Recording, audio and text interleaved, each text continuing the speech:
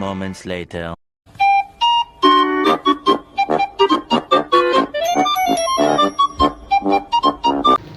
Assalamualaikum warahmatullahi wabarakatuh. Selamat pagi semuanya. Perkenalkan, nama saya Nisrina Syahira. Pada kesempatan kali ini, saya akan mempresentasikan materi mengenai konsep etika, aliran etika, dan contohnya. Jadi, tanpa berlama-lama, langsung saja kita mulai. Pernahkah kamu mendengar istilah etika? Kalaupun kamu pernah mendengar istilah tersebut, tahukah kamu apa artinya? Istilah etika berasal dari bahasa Yunani atau ethos yang artinya tempat tinggal yang biasa, padang rumput, kebiasaan, adat, watak, perasaan, sikap, dan cara berpikir. Secara etimologis, etika berarti ilmu tentang segala sesuatu yang biasa dilakukan atau ilmu tentang adat kebiasaan. Dalam arti ini, etika berkaitan dengan kebiasaan hidup yang baik, tata cara hidup yang baik, baik pada diri seseorang maupun masyarakat. Kebiasaan hidup yang baik ini dianut dan diwariskan dari satu generasi ke generasi yang lain. Etika pada umumnya dimengerti sebagai pemikiran filosofis mengenai segala sesuatu yang dianggap baik atau buruk dalam perilaku manusia.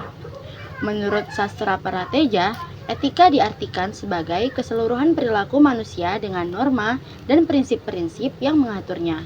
Itu kerap kali disebut sebagai moralitas atau etik.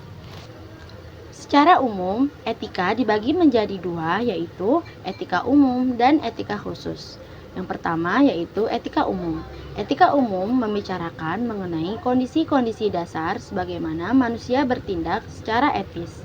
Adapun etika khusus dibagi menjadi dua, yaitu etika individual yang menyangkut kewajiban dan sikap manusia terhadap dirinya sendiri, dan juga etika sosial yang menyangkut kewajiban, sikap, dan pola perilaku manusia sebagai anggota umat manusia. Salam mendefinisikan etika adalah sebuah cabang filsafat yang berbicara mengenai nilai dan norma moral yang menentukan perilaku manusia dalam hidupnya. Adapun Amin mendefinisikan etika adalah ilmu yang menjelaskan arti baik dan buruk, menerangkan apa yang seharusnya dilakukan oleh setengah manusia kepada yang lainnya, menyatakan tujuan yang harus dituju oleh manusia di dalam perbuatan mereka, dan menunjukkan jalan untuk melakukan apa yang harus diperbuat. Sekarang kita lanjut ke pembahasan berikutnya, yaitu aliran etika. Setiap aliran memiliki sudut pandang sendiri-sendiri dalam menilai apakah suatu perbuatan dapat dikatakan baik atau buruk. Aliran besar etika dibagi menjadi tiga, yaitu yang pertama etika deontologi, yang kedua etika teleologi, dan yang ketiga etika keutamaan. Etika deontologi dikemukakan oleh Immanuel Kant.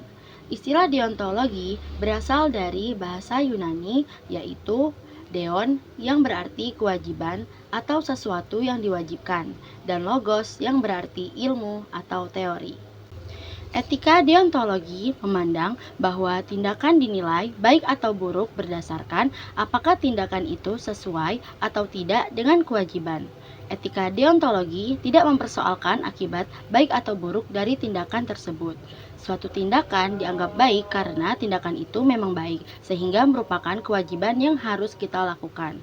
Sebaliknya, suatu tindakan dinilai buruk secara moral, sehingga tidak menjadi kewajiban untuk kita lakukan.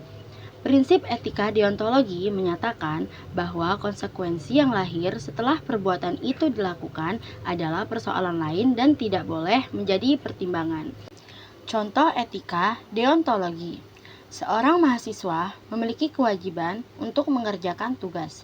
Dapat dikatakan baik jika mahasiswa tersebut mengerjakan tugas karena ia telah memenuhi kewajibannya.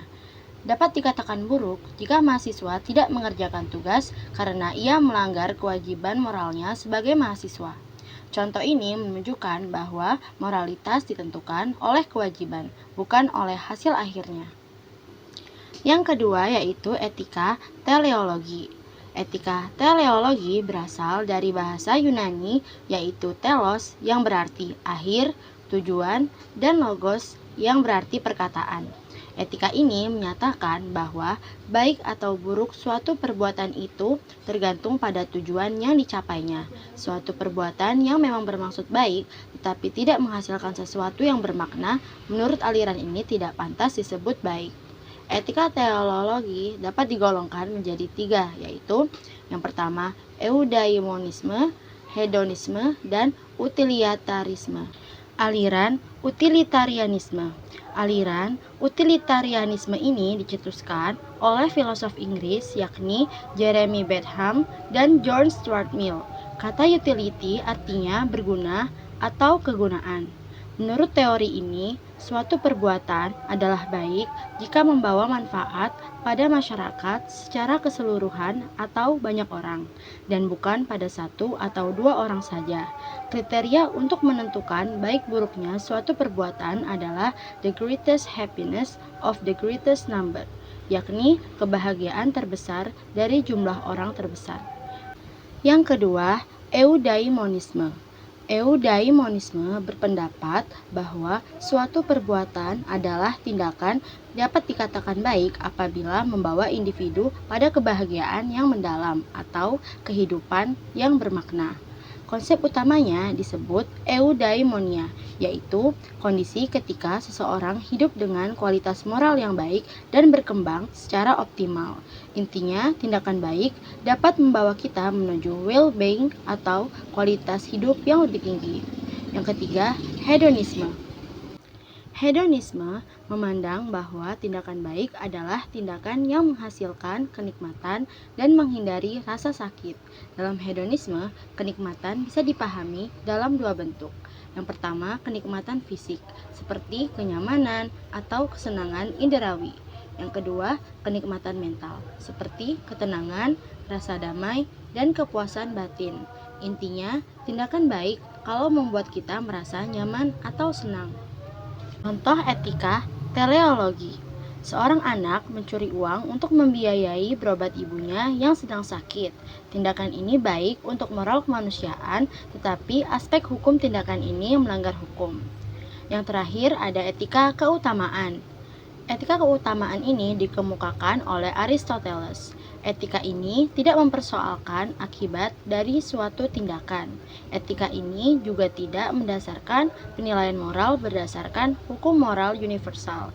Tetapi etika ini lebih mengutamakan pengembangan karakter moral pada diri setiap orang. Karakter moral ini dibangun dengan cara meneladani perbuatan-perbuatan baik yang dilakukan oleh para tokoh besar. Aristoteles menggariskan sejumlah watak mulia manusia yang bermoral sesuai dengan zaman beliau hidup, seperti keadilan, kejujuran, persahabatan, amanah, bijaksana, murah hati, berani, dan sebagainya.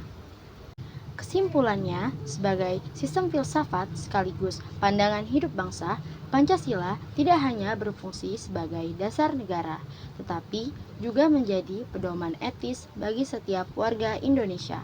Karena itu, ketika Pancasila dipahami sebagai sistem etika, kita melihat bahwa nilai-nilai di dalamnya berhubungan erat dengan beberapa aliran besar dalam etika moral yang sudah dikenal sebagai filsafat. Pemahaman tentang aliran-aliran etika ini membantu kita melihat bagaimana Pancasila dapat diterapkan dalam kehidupan nyata, baik dalam perilaku individu maupun dalam pengambilan keputusan bersama. Pertama, ada etika deontologi, yaitu aliran yang menilai baik atau buruknya sebuah tindakan berdasarkan kewajiban, aturan, atau norma yang seharusnya dipatuhi. Artinya, suatu tindakan dianggap benar bukan karena hasil akhirnya, tapi karena dilakukan sesuai dengan apa yang memang moralnya harus dilakukan. Dalam konteks Pancasila, nilai-nilai seperti keadilan, tanggung jawab, dan menghormati hak orang lain mencerminkan cara berpikir deontologis ini. Kita diajak untuk bertindak benar bukan karena ingin mendapatkan keuntungan, melainkan karena memang itu adalah kewajiban moral sebagai manusia dan sebagai warga negara. Kedua, ada etika teleologi, yaitu aliran yang menilai moralitas suatu perbuatan berdasarkan tujuan atau akibat dari tindakan tersebut. Jika akibatnya membawa kebaikan, maka tindakan itu dianggap benar. Dalam etika teleologi terdapat 3 cabang penting. Yang pertama, utilitarianisme, yang menekankan bahwa suatu tindakan dianggap baik bila memberikan manfaat atau kebahagiaan bagi banyak orang. Prinsip kebaikan terbesar bagi sebanyak mungkin orang sangat sesuai dengan nilai gotong royong dalam Pancasila. Yang kedua ada hedonisme, yang memandang bahwa tindakan baik adalah tindakan yang menghasilkan kenikmatan atau kesenangan bagi individu. Meski sering disalahpahami, hedonisme dalam konteks etika teleologis lebih melihat bagaimana manusia berusaha mencapai kehidupan yang menyenangkan namun tetap rasional. Yang ketiga ada eudaimonisme, yang berfokus pada kebahagiaan yang lebih mendalam, yaitu kebahagiaan yang berasal dari hidup secara bermoral dan mengembangkan potensi diri. Dalam konteks Pancasila, hal ini sesuai dengan upaya membangun manusia Indonesia yang bermartabat, beradab, dan mampu mencapai kesejahteraan lahir batin. Yang terakhir ada etika keutamaan, yang tidak hanya menilai tindakan, tetapi lebih melihat karakter dari perilakunya. Etika ini menekankan pentingnya membangun sifat-sifat baik seperti kejujuran, keberanian, kesederhanaan, kebijaksanaan, dan rasa kemanusiaan. Pancasila sangat mencerminkan pendekatan ini, terutama dalam sila kedua tentang kemanusiaan yang adil dan beradab, serta sila kelima tentang keadilan sosial. Etika keutamaan membantu kita memahami bahwa moralitas bukan hanya soal aturan atau hasil akhir, tetapi tentang menjadi pribadi yang bermoral dalam setiap aspek kehidupan. Dengan memahami keterkaitan ini, kita dapat melihat bahwa Pancasila bukan hanya konsep abstrak, tetapi benar-benar menjadi kompas moral yang membimbing perilaku kita dalam kehidupan sehari-hari, baik dalam bersikap kepada orang lain, mengambil keputusan, maupun menjalankan peran sebagai bagian dari masyarakat Indonesia. Melalui pemahaman etika yang lebih luas ini, kita dapat menerapkan Pancasila dengan lebih sadar, lebih kritis, dan lebih bertanggung jawab dalam membangun kehidupan yang adil, harmonis, dan bermanfaat. Jika ketiga aliran etika ini disatukan, terlihat jelas bahwa Pancasila berfungsi sebagai kerangka moral yang menyeluruh, yang tidak hanya menilai tindakan dari segi aturan, tujuan, atau karakter saja, melainkan menggabungkan semuanya secara seimbang. Pancasila memberi arah bahwa tindakan kita harus sesuai kewajiban moral, menghasilkan kebaikan bagi banyak orang, dan mencerminkan karakter yang berbudi luhur. Dengan memahami keterkaitan ini, kita dapat melihat bahwa Pancasila bukan hanya konsep abstrak, tetapi benar-benar menjadi kompas moral yang membimbing perilaku kita dalam kehidupan sehari-hari, baik dalam bersikap kepada orang lain, mengambil keputusan, maupun menjalankan peran sebagai bagian dari masyarakat Indonesia. Melalui pemahaman etika yang lebih luas ini, kita dapat menerapkan Pancasila dengan lebih sadar, lebih kritis, dan lebih bertanggung jawab dalam membangun kehidupan yang adil, harmonis, dan bermanfaat.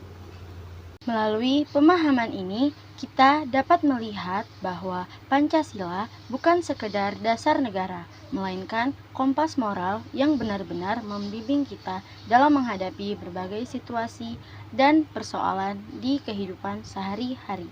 Dengan menerapkan nilai-nilai Pancasila, kita belajar membentuk keputusan yang lebih bijaksana, bertindak dengan lebih tanggung jawab, serta menjunjung tinggi martabat diri dan orang lain.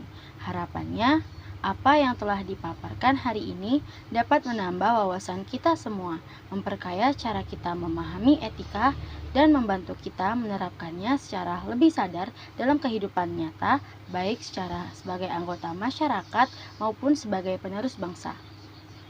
Terima kasih atas perhatian teman-teman. Semoga penjelasan ini dapat memberikan manfaat serta pemahaman yang lebih mendalam mengenai sistem etika, aliran etika, serta relevansinya dengan Pancasila. Saya tutup. Wassalamualaikum warahmatullahi wabarakatuh.